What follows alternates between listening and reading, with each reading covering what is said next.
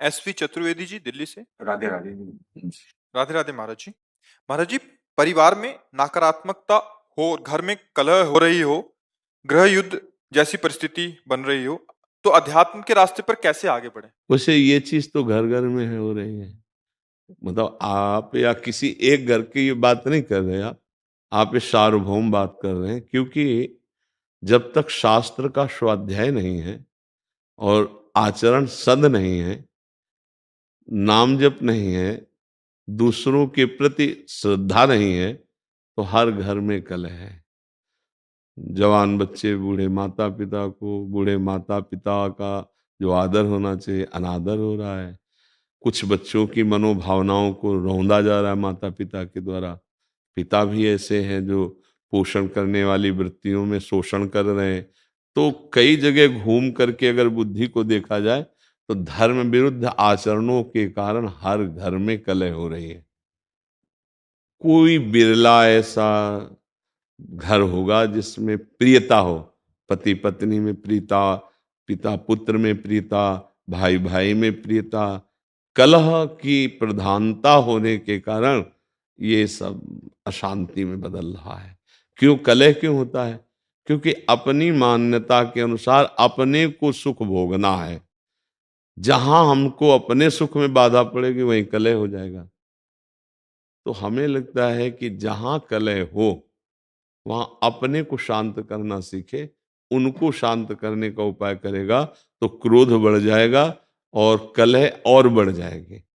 अगर हम अपने को शांत करना सीख लें तो शायद हम कलह से बच जाएं। कलह को तो नहीं हटा सकते क्योंकि बुद्धि अशुद्ध हो रही है। देखो कई बार हम प्रार्थना की है कि जो हमारे नवीन भाई बहन गंदे आचरणों में उतर रहे हैं ये सदगृहस्थ नहीं बन पाएंगे। इसलिए नहीं बन पाएंगे कि हमारी जैसी वृत्ति होती है वैसे ही हमारी वृत्ति पुष्ट भी होती है। जैसे हम आज से शुरू किया 10 बार नाम जप करना, कल करेंगे 12 बार, 15 बार, 18 बार, और हम 2-4 महीने जपें तो अब बिना जप किए हमको अच्छा नहीं लगेगा। लगे ना? ऐसे हमने आज बॉयफ्रेंड बनाया, फिर उसको बॉयफ्रेंड बनाया, फिर उसको बनाया, या गर्लफ्रेंड बनाया, ब्रेकअप किया, ऐसा ऐसा। अब हमारी वृत्ति वो पुष्ट हो रही ना अनजाने में। वो वृत्ति जब हम गृहस्थ में जाएंगे तो पुष्ट वृत्ति है, अब हमें चैन नहीं पड़ेगी। क्या वो गृहस्थी कलह युक्त होगी या शांति युक्त? विचार करके देखिए। कलह युक्त होगी ना? हाँ। अब हमारी मांगे बढ़ गई, हमारी वासनाएं बढ़ गई, हमारी प्रियता एक जगह रही नहीं, तो कलह तो होगा ही, अशांति तो होगी। अब नए बच्चे हैं, अब उनको अर्थ चाहिए, पिता की इतनी सामर्थ्य नहीं है, फिर वो गलत मार्गों में उतर जाएंगे क्योंकि उनको नशा चाहिए, उनको व्यभिचार चाहिए, उनको ये दिखाना है कि हम तुमसे कम नहीं हैं, हम भी किसी। बस ये सब जो बाहरी मान्यताएं हैं ये हर घर में कलह हो रही। हर घर में कोई वही बकाया है जो थोड़ा धर्म से चलता है, नाम जप करता है और संतों का सत्संग सुनता है, स्वाध्याय करता है, वही बच सकता है। नहीं, हम हर घर का मतलब यहां भी हर घर में कलह हो रही, यहां भी कलह हो रही। मन घसीट रहा है भोगों की तरफ, इधर उधर उधर। कितनी अशांति पैदा की हुई। जरा देखो आप, मान लो आप विवेकवान हैं, बुद्धिमान हैं, तो आप अंदर विचार करके देखिए क्या शांत है? क्या इस घर में कलह नहीं हो रही? ये क्या कलह शून्य हो गया है? अगर कलह शून्य हो गया है तो आनंद में मगन हो जाना चाहिए। कलह शून्य का मतलब न सोचति न कांक्षति, समाः सर्वेषु भूतेषु मद भक्तिम लभते पराम।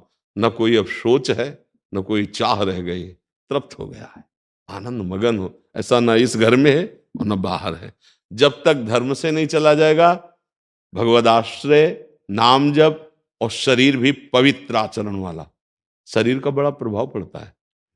देखो अगर हमारा शरीर अपवित्र रहेगा तो हमारी इंद्रियां और मन अपवित्र रहेंगे, इंद्रियां मन अपवित्र रहेंगे तो हमारे विचार गंदे रहेंगे, अपवित्र रहेंगे। अब जब विचार गंदे, मन गंदा, इंद्रिया गंदी, शरीर अपवित्र, तो शांति किसको मिलेगी? सुख किसको मिलेगा? फिर वो क्या, चिड़चिड़ा स्वभाव, कड़ुआ स्वभाव। कुछ ऐसे दृश्य जैसे संसार में देखे ना कि लगता है कि ये मनुष्य रूप में राक्षस है, ऐसा निर्णय होता है, क्योंकि राक्षसी बुद्धि बढ़ गई है। अरे जैसे बूढ़ी माँ है, उसको जवान बच्चा पीट रहा है, ये राक्षस नहीं। अरे जिसके चरण धो के पीना चाहिए, उस माँ ने गर्भ में धारण किया, उस माँ ने हमारी शौच फेंकी, हमको इतना सयाना किया, अब तो हमको उसकी सेवा करनी चाहिए, उसके थप्पड़ मारे।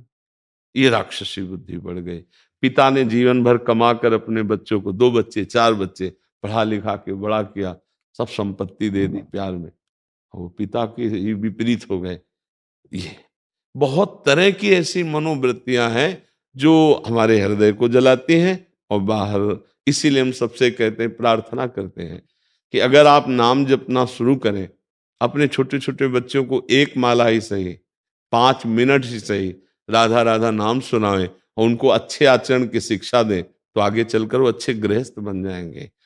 अगर जिन बच्चों को शिक्षा नहीं दी जाती, वही बच्चे उद्दंडता में फंस जाते हैं। अच्छा, माता पिता में जब जीवन में भजन नहीं किया, तो अब शास्त्रों का ज्ञान नहीं कि हम उससे सह सके, अब वो जलते हैं बेचारे, अशांत हो जाते हैं। बड़ी अव्यवस्था है जीवन में। तो जीवन को व्यवस्थित ढंग से चलने के लिए नाम जप और सत शास्त्रों का स्वाध्याय या सत्संग जरूरी है। जिसके जीवन में सत्संग आ गया, कई ऐसे नौजवान भाई आते हैं कि हमने सब व्यसन छोड़ दिए, हमसे पहले गलती हो गई थी, अब हम माता पिता को अपने पास रखते हैं, अब उनकी सेवा कर, तो हृदय ठंडा हो जाता है। हाँ हाँ, हमारा जीवन सार्थक हुआ कि 4 लोग बदलते रहे, 4 अपने स्वभाव को तो ठीक कर रहे हैं। अगर हम सत्संग सुने, नाम जप करें और ये बात बैठा लें कि कहीं मंदिर में भगवान की पूजा ही सर्वश्रेष्ठ नहीं है, इन हृदयों में भी भगवान विराजमान, इनकी भी पूजा आवश्यक है। सबके हृदय मंदिर में गोविंद विराजमान, चाहे वो माँ हो, बहन हो, पत्नी हो, पुत्र हो, परिवार, वही है प्रभु। अगर वो चले जाएं तो उन शरीरों को हम प्यार नहीं करेंगे। अगर इस भावना से, तो फिर हमें लगता है कहीं कलह नहीं रह जाएगी, पर बड़ा मुश्किल है अब, क्योंकि बहुत गंदे आचरण बढ़ गए, बहुत गंदा नशा बढ़ गया है, बहुत बढ़ गया है। मतलब एक बार मन घबरा जाता है कि अभी ये हालत है तो आगे क्या होगी। छोटे छोटे बच्चे, लाख प्रार्थना करो, वो नशा करने लगे। जब नशा करते हैं तो उनकी बुद्धि ठीक निर्णय नहीं कर पाएगी। जैसे हमने प्रार्थना की थी अभी नया वर्ष का, ये जो अंग्रेजी के दिनों में नया वर्ष मनाया जाता, अपना तो चैत्र में होता है, तो अंग्रेजी दिनों में अब नए नए बच्चे उद्दंडता कर रहे हैं, शराब पे रोडों में टहल रहे हैं, तो उद्दंड, ये कोई उत्सव है? हमने कहा तो भाई उत्सव का मतलब है 10-20 लोग बैठो और नाम कीर्तन करो और सुंदर सुंदर पकवान बनाओ, भोग लगाओ और अपने पाओ, 4 लोगों को पाओ, कोई भी उत्सव करो। हम कह रहे किसी भी बहाने से उत्सव करो, नाम जप करो, ठाकुर सेवा विराजमान है, भोग लगाओ, सबको पवाओ, तो तुम्हारा बुद्धि शुद्ध होगी, तुम्हारा जीवन शुद्ध। ये क्या है? राक्षसी पिए शराब, रोडों में आतंक मचाए घूम रहे, इधर उधर उद्दंडता। तो आज हमारी थोड़ा समाज जो है वो गलत दिशा को जा रही है, गलत दिशा। ये हम बाहरी लोगों का अनुकरण करने वाले भारतीय नहीं होते, हमारा अनुकरण करने वाले बाहरी लोग होते हैं। देश विदेश में हर जगह हमारे देश के ऋषि मुनियों का महत्व रहा है, यहाँ की उपासना का महत्व रहा है। हमें ऐसा लगता है कि स्वर्ग और नरक से बढ़कर कहीं कोई और बात नहीं है। अगर मोक्ष है, परम पद है, कैवल्य पद है, तो भारत के ही ब्रह्म ऋषियों के द्वारा शोध की हुई बात है। नहीं तो नरक और स्वर्ग से बढ़कर कोई बात नहीं। जहां देखो तो नरक की बात या स्वर्ग की बात, ऐसा कुछ लगता है। ज्यादा तो हम पढ़े नहीं अन्य धर्म ग्रंथों को, लेकिन बातचीत से लगता है सच्चिदानंद परम तत्व में मुक्त हो जाना या भगवत प्रेम तत्व बोध, ये बात यहीं की ऋषि की होगी। भारतीय कोई ऋषि अगर बाहर गया है तो भले मोक्ष की बात हो, योग की बात हो, अन्यथा स्वर्ग नरक की बात रहे। तो हम भारतीय हैं, हमारा अनुकरण दूसरे करें ये बात तो ठीक है,